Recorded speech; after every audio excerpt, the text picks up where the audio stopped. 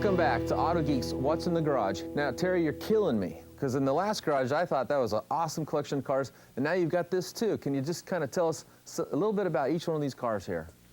Well, you know, I guess you could say, how many cars is too many cars? If you got 12, you want 13. If you got 13, you want 20. It goes on and on.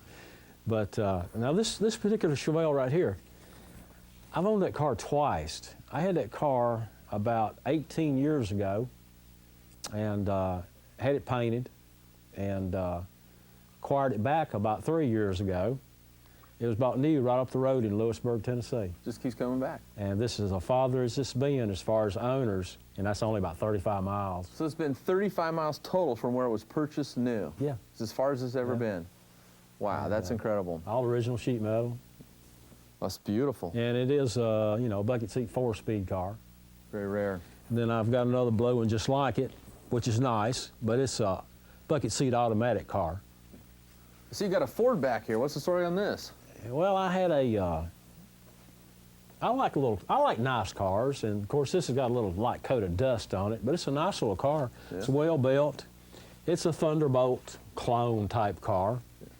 I got a 347 stroker with a 4-speed. Yeah. I remember those style hood scoops used to be sold in J.C. Whitney. As a kid, I'd go through there all the time and look at the different scoops, you know. Yeah, that's now, what do you got over here? You got an old Corvette here? Yes. I haven't had that car, but less than a year.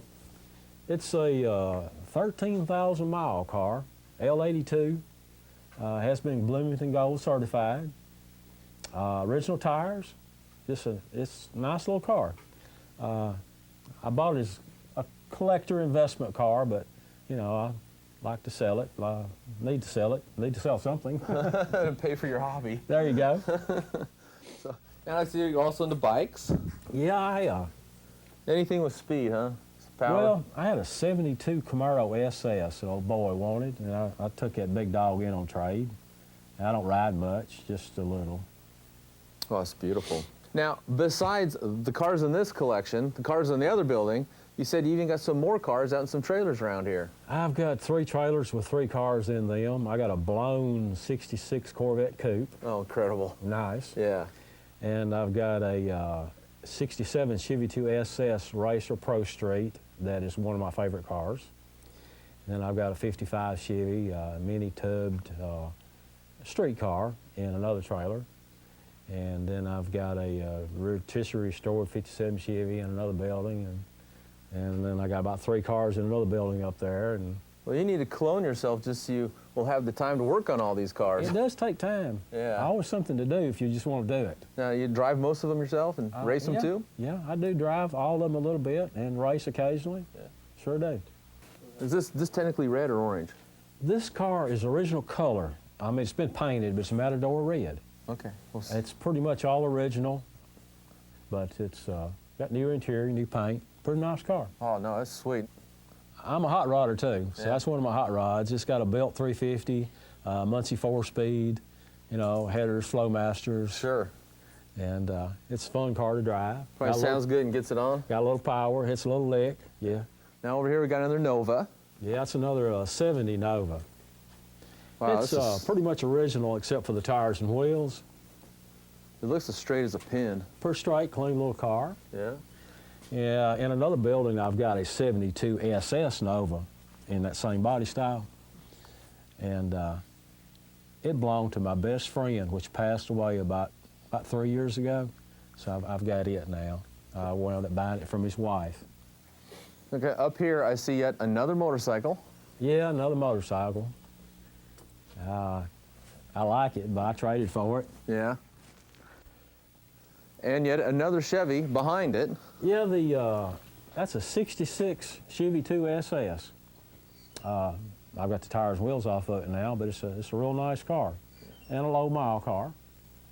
Boy, it's beautiful. And then on the far side, something that I'm really fond of is the old Chevy trucks. I'm not particularly a truck guy, yeah, but that was a nice truck. I traded a friend of mine out of that, back less than a year ago. And it had rebuilt engine, rebuilt brakes, rebuilt this and that.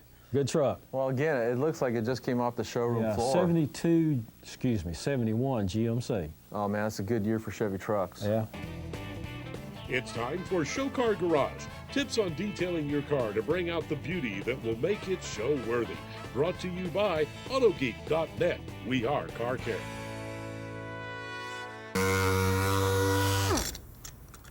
Hey, welcome back to Auto Geek Show Car Garage. I just got done machine sanding this door. It was in an accident. They repainted the fender. They left some orange peel in it. So I'm going to sand it flat. But the next thing I need to do is remove my sanding marks. And I want to show you a really cool tool for that. Now, a lot of people know about the rotary buffer, but all the ones they've seen are these really big, heavy things, weigh 10, 20, sometimes maybe 30 pounds. This is the Flex 3403 lightweight compact rotary buffer. This is a really nice rotary buffer. You can tell by the way I can reach my arm out and hold it.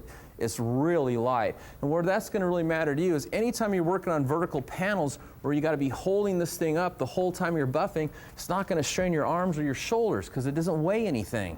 Now it has a variable speed that goes from 1 to 6. The RPM range is 1100 to 3700 RPM. It's got a trigger lock, so after you pull the trigger in, you can set the trigger lock. That way you don't got to hold it in the whole time, just like that. It's got a mechanism up here so you can lock the gear drive if you want to change pads and take them off or to tighten it down. And you can put a handle on if you want to use a handle on either side. I prefer just to put my hand right here on the head and hold it like this. And even though it's compact in size, small and lightweight, it's got a 10 amp motor, so it's got plenty of power to run. It's a 7 or 8 inch wool pad. Completely going to buff this whole thing out. Watch this. First I'm going to take some compound, put it right there. And I want to buff at 1500 RPM. Now the gauge up here on the top says the 2 is 1500 RPM, so I'm going to set it right there for the 2. Now I'm going to pick up my bead and just watch how well this thing removes these sanding marks.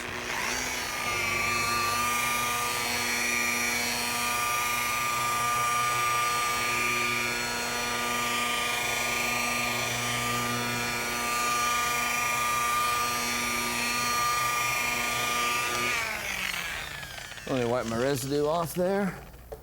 And there we go. Sanding marks are gone, and I'm not tired. That was so easy. It's a nice rotary buffer. Compact size, lightweight, the Flex 3403. Check it out, and join me next week when we'll be going over some more tips and techniques for detailing your car here at Auto Geek Show Car Garage. Well, that's it for this edition. Join us next week as I travel around the country checking out what's in the garage.